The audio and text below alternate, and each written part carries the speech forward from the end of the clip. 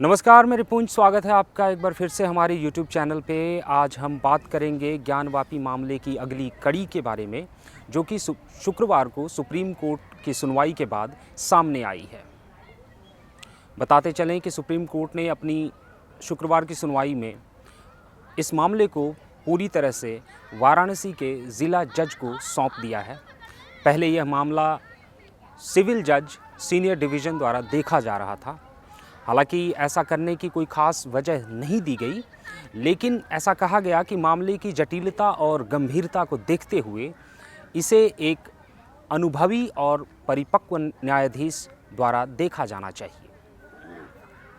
अब अगर बात करें कि ये मामला सुप्रीम कोर्ट पहुंचा कैसे, तो आपको बताते चलें कि मुस्लिम पक्षकार के द्वारा जो सर्वे हो रहा है उस पर रोक लगाने तथा 5 महिलाओं के द्वारा श्रृंगार गौरी की रोज़ाना पूजा करने की याचिका के खिलाफ याचिका दायर की गई थी कि इसे इन दोनों चीज़ों को तत्काल प्रभाव से रोक दिया जाए। सुप्रीम कोर्ट ने ऐसा करने से मना कर दिया और पक्षकारों को ये भी कहा गया कि ये चीज़ें चलती रहेंगी। लगातार मुस्लिम पक्षों के द्वारा प्लेसेस ऑफ वर्शिप एक्ट 1991 यानी कि उपासना स्थल अधिनियम 1991 का हवाला देते हुए यह बात कही जा रही थी कि किसी भी उपासना स्थल के चरित्र में किसी प्रकार का बदलाव नहीं किया जा सकता। बार बार इस कानून का हवाला दिए जाने के बाद जस्टिस DY चंद्रचूड़ ने, हालांकि ये कोर्ट का ऑर्डर नहीं है, ये उनकी व्यक्तिगत टिप्पणी थी कि आपकी बात सही है, लेकिन अगर आप इस 1991 वाले कानून का हवाला देंगे तो आप बताएं कि क्या यह कानून किसी भी स्थल के वास्तविक चरित्र और उसके ऐतिहासिक महत्व को जानने से रोकता है? जी नहीं। और अगर आप इस कानून का बार बार हवाला देंगे तो फिर इसमें कई बारीकियां हैं जो अगर आप डिटेल में देखें तो फिर दिक्कत होगी। इसलिए वर्तमान में जो भी चीज़ें चल रही हैं, सर्वे का काम पूरा हो जाए, निचली अदालत का जो भी फैसला हो, उसके बाद अगर आप संतुष्ट ना हो तो हाई कोर्ट जाएं और वहाँ से भी संतुष्ट ना हो तो फिर दोबारा हमारे पास आएँ। लेकिन ये सर्वे की कार्रवाई और वहाँ पे निचली अदालतों के द्वारा जो भी आदेश पारित किए जा रहे हैं उसे अभी रोकना ये नागरिक अधिकार का उल्लंघन होगा। अब बात करते हैं वैसे लोगों की जो उपासना स्थल अधिनियम 1991 का हवाला देते हुए बार बार इस सर्वे के गतिविधि को रोकने का प्रयास करते हैं। इनमें कुछ राजनीतिक लोग हो सकते हैं या फिर मुस्लिम पक्षकार तो बार बार इसी अधिनियम का हवाला दे रहा है।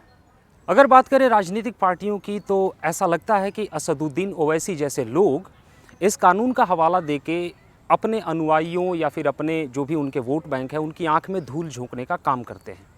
कम से कम जस्टिस DY चंद्रचूड़ का बयान तो इस बात को साबित करता ही है। साथ ही जो सुप्रीम कोर्ट में मुस्लिम पक्षकार थे उन्होंने एक चीज़ और कोट की, ऑर्डर नंबर 7 रूल 11। इसका मतलब ये होता है कि किसी केस की सुनवाई को रोकने के लिए आग्रह करना।